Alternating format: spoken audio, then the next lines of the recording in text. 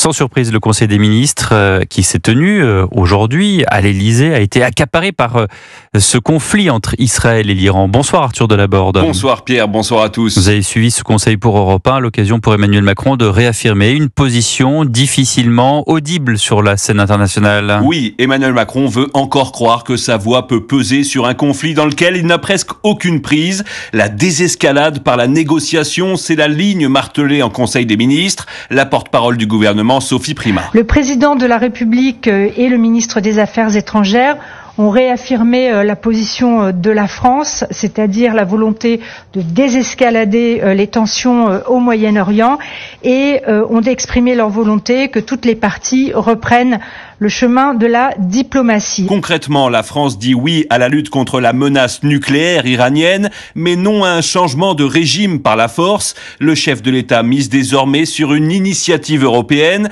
Jean-Noël Barrot, le ministre des Affaires étrangères, pourrait rencontrer demain à Genève ses homologues iraniens, allemands et britanniques. Si cette réunion annoncée par Téhéran se confirme, objectif, rouvrir un canal de discussion avant que le conflit ne devienne incontrôlable. Merci Arthur Delaborde. On évoque cette question avec la députée Renaissance, vice-présidente de la Commission des Affaires étrangères, Eleanor Carrois. Dans quelques minutes, sur Europe 1, la France appelle ses ressortissants en Iran à se signaler dès que possible à l'ambassade. Ils pourront partir via l'Arménie et la Turquie. Notre priorité est d'assurer la sécurité des ressortissants, a dit Jean-Noël Barrot. Nous pensons bien sûr également aux otages français en Iran, Cécile Collère et Jacques Paris. Et puis je vous livre ce sondage. 80% des Français, 80% souhaitent la chute du régime de la République islamique d'Iran.